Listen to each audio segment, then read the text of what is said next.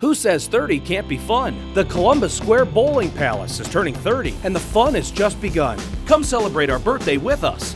With 64 lanes of bowling open 24 hours for fun with friends and family, no matter what time it is, there's always time at the Palace. The Palace is the perfect place to hold your birthday party or corporate employee groups. Call us today to make your reservation. 30 years old and better than new, with millions of dollars in renovations at the highest rated bowling center in Columbus, the Columbus Square Bowling Palace.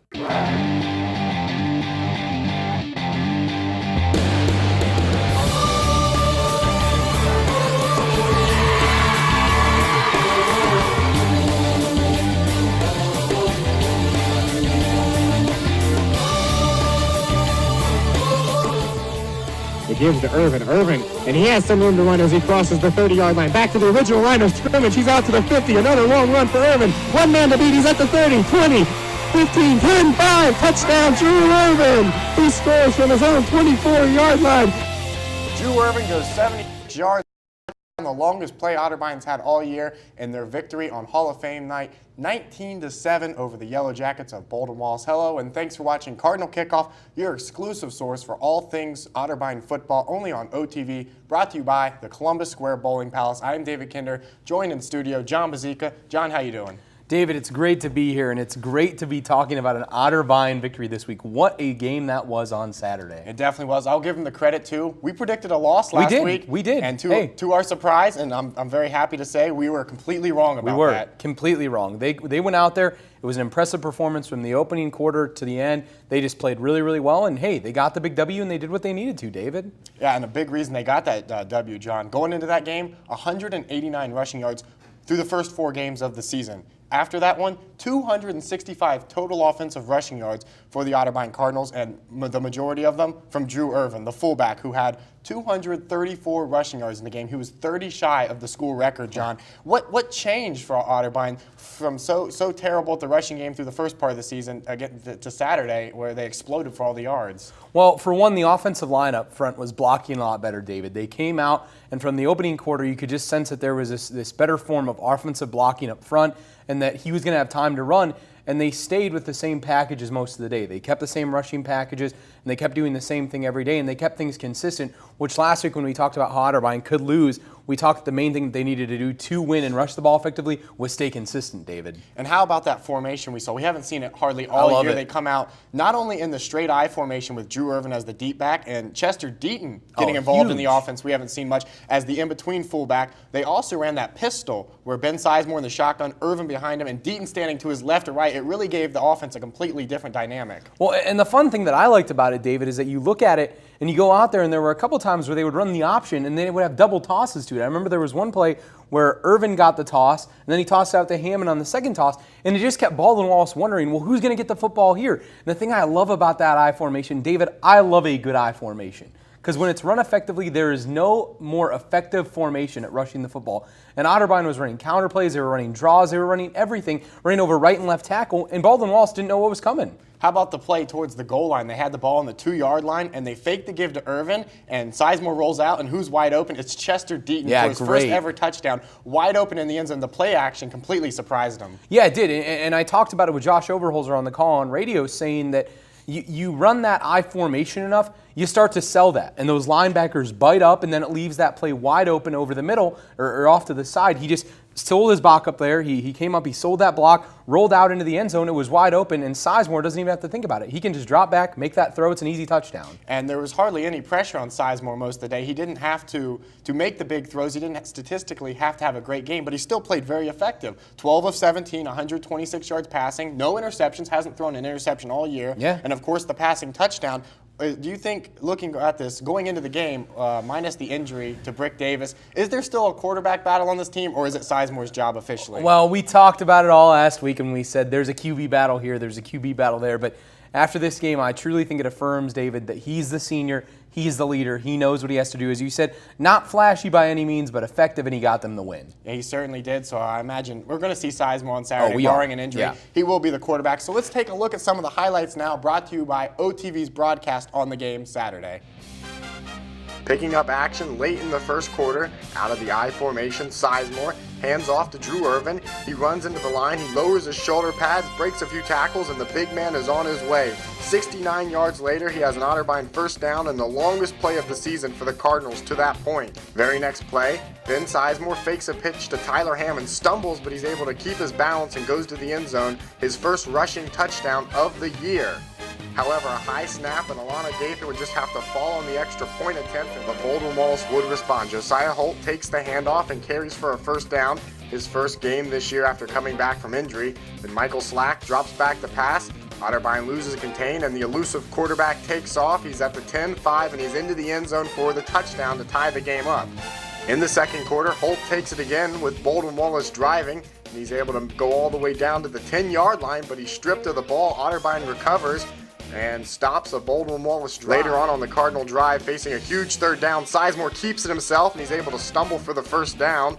And Irvin, again, with this carry, he goes over 100 yards in the game. He's the first Otterbein Cardinal to rush for more than 100 yards since Cody Green did it in 2011. He goes for 76 yards and the touchdown, Otterbein's longest play of the season. Alana Gaither would make good on the point after touchdown this time, and the Cards would take a 13-7 lead into the locker room. And in the second half, the Cardinal defense is able to tighten. Evan Bernstein able to trip up Slack there. Then the Cards catch a huge break here as they muff the snap on a field goal attempt. Wes McKeever is able to trip him up, and the Cards take over. Here, Sizemore fakes the give to Irvin, and he has Steve Carpenter on the screen route. Carpenter's able to elude a pair of tackles, and he's finally pushed out of bounds near the 10-yard line. Then on fourth down and inches, the give to Irvin, he leaps and he's able to pick up the first down. Then the very next play, fakes to Irvin, Sizemore rolls out, and he has Chester Deaton all by himself in the end zone. And on the final drive of the game, the Cardinal defense was up to the task. Here the entire linebacking core meets Reed, tackles him for a loss. Last play on fourth down, Slack rolls the pass, almost intercepted by Zach Greaves. And then the best formation in football, the victory formation. Otterbein gets it done, 19-7 over Baldwin-Wallace. Well, John, the big headline from Saturday's game was Drew Irving and all the rushing yards he had, but the thing that wasn't talked about was how great the defense of Otterbein played. After giving up a lot of points in the previous two games. They played phenomenal. Baldwin-Wallace came into this one averaging 32 points over their previous 3 games, and they were held to 1 touchdown in this one. What went right for the Cardinal defense? Well, defensive coordinator Joe Nemeth came out there and he threw a bunch of different blitz packages at them. And for a quarterback like Michael Slack, who likes to roll around in the pocket a lot, he also played his own defense with his secondary, so it created lots of problems for Slack fading back, and you see so many different packages. I also think a problem was that Baldwin-Wallace didn't really utilize their speed very much. They have a lot of speed on the outside. They probably could have utilized it a little bit better, but give that credit to that Otterbein defense. They did a great job of shutting down Josiah Holt and shutting down Kevin Johnson. Josiah Holt hadn't played a game all year, David, and he came in this weekend, and he looked good, but Otterbein shut him down. They had so much trouble pressuring Mark Myers last week and trying to get him. No sacks in that game, only 2 all year heading into last week's game. However, the defense seemed to be in the face of Slack almost the entire game. What changed from the front seven's point of view, John? Well, looking at it from a standpoint of Mark Myers versus Michael Slack, Myers was such a good quarterback, and he had such a huge offensive line that he's like an NFL quarterback. He really is. He drops back, he has a 2 or 3 step drop, and he knows exactly where he's going to go. He's so good at selling that play fake that it becomes hard for the Otterbein defense to put pressure on him.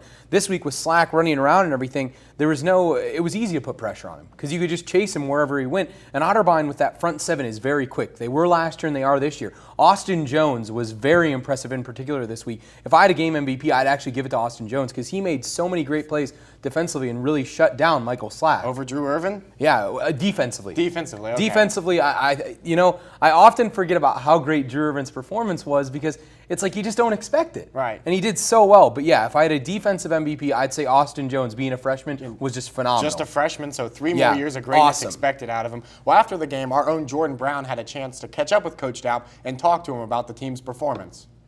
Coach, you talked about the running game, obviously a huge part of this game. Elaborate why it was such a big part this game. Well, I thought we needed to establish a run to shorten the game a little bit. And, we changed our game plan.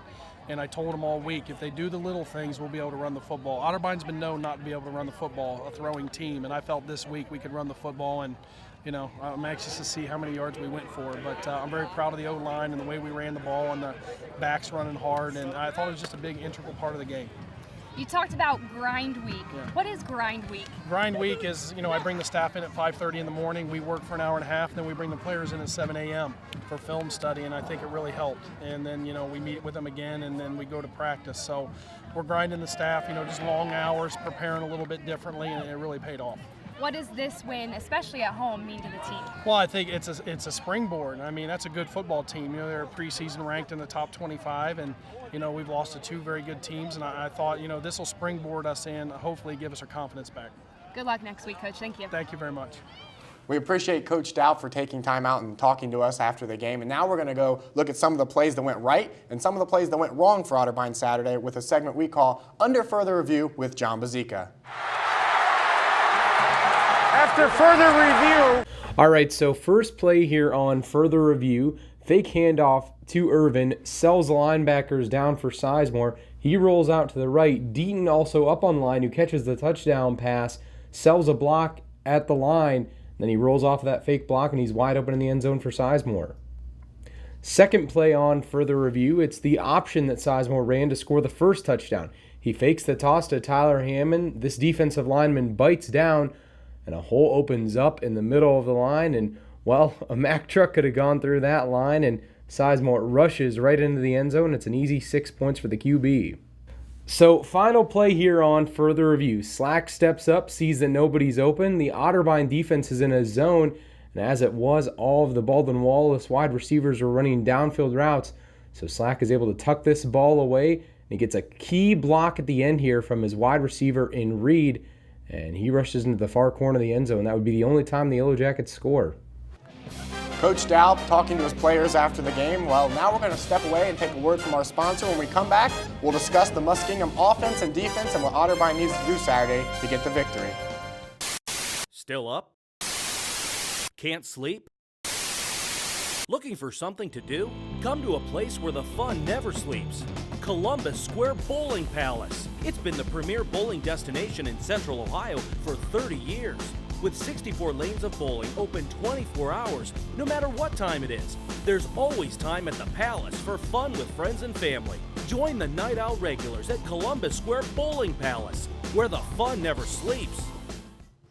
So as we take a look at the OAC standings here, we can see that there are three teams, John, still undefeated in conference play. Otterbein with just that one conference loss in a tie for fourth place. And this week's opponent, Saturday, Otterbein will travel to New Concord, Ohio, to take on the Muskies of Muskingum, John, and struggling a little bit. 1-3 on the year. Last week they defeated Wilmington in overtime, but they're allowing 160 rushing yards on the year to their opponents. They're one of the worst defenses statistically in the OAC. How does that shape out for this new Otterbein offense that we've seen recently? Great.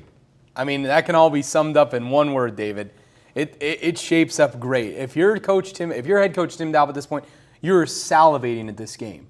This is a perfect opportunity for your offense that's still, one game in, this new offense that they're trying, but now here's an opportunity to go against a rush defense that is not very good. And if Drew Irvin can get those holes and that offensive line can block, and they can throw all those different packages out of the pistol, out of the I formation, out of whatever formation it is that they use. If they can throw them all at Muskingum, I would not be surprised if they go over 300 yards rushing in this game, David. I will firmly say that they can go that far. And you expect to see a mix of running backs, see Rudolph in there and Hammond well, or is it just going to be Irvin getting all those You'll carries? see Hammond, and you'll see a strong dose of Drew Irvin. You will see Drew Irvin the rest of the season. He will be in every game. Unless he gets hurt, knock on wood, he will be in every game. Going into this one, Muskingum's defense bad. Conversely, their offense also bad. Only scored 4 touchdowns in the first 4 games of the season.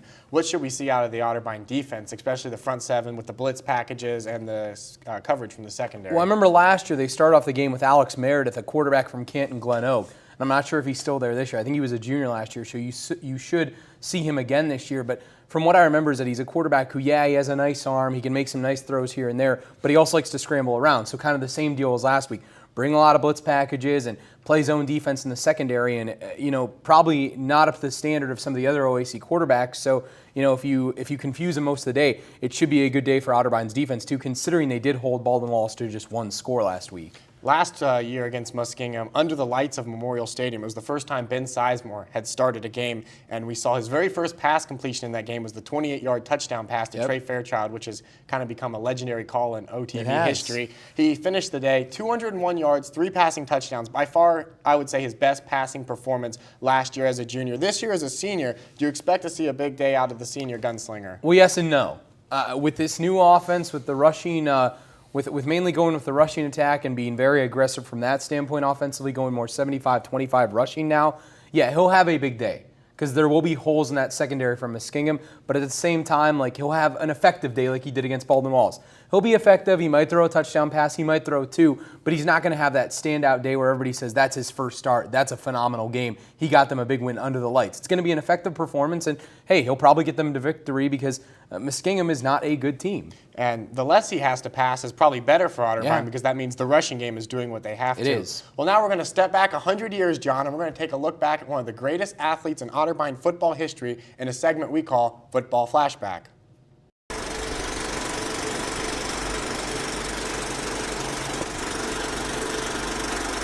Woody Hayes once called him one hell of a man.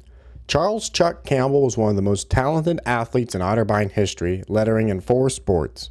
On the baseball diamond, he was a 3-year team captain, leadoff batter, and third baseman. On the basketball court, he was a forward who was a 2-time team captain. On the track, he was a stellar high jumper who set the school record with a jump of 5 feet 8 1/4 inch.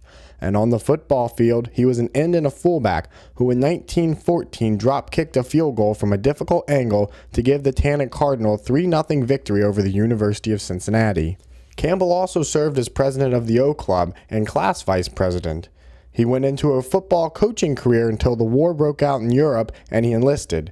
Campbell returned to the States and opened a sporting goods store in Mount Vernon, Ohio, where he traveled the state selling equipment to legendary coaches such as Woody Hayes and Paul Brown. Campbell passed away in 1969. Well, before we step away here on Cardinal Kickoff, John, as always, let's get your final thoughts on Saturday's game and a score prediction. Well, last week where this was tough, David. This week it's a little bit easier. Otterbein comes off a big performance. Ben Sizemore is very consistent. Drew Irvin plays very well. He goes over 200 yards.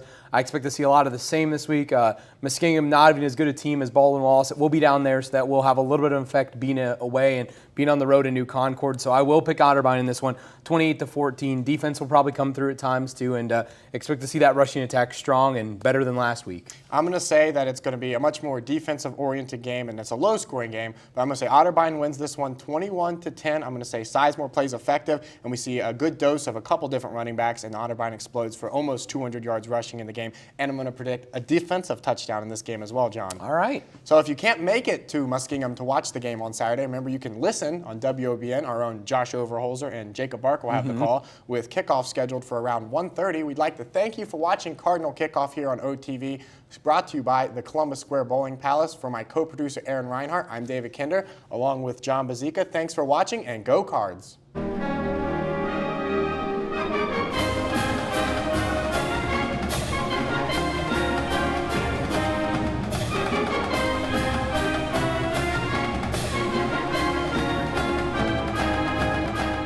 Who says 30 can't be fun? The Columbus Square Bowling Palace is turning 30, and the fun has just begun. Come celebrate our birthday with us.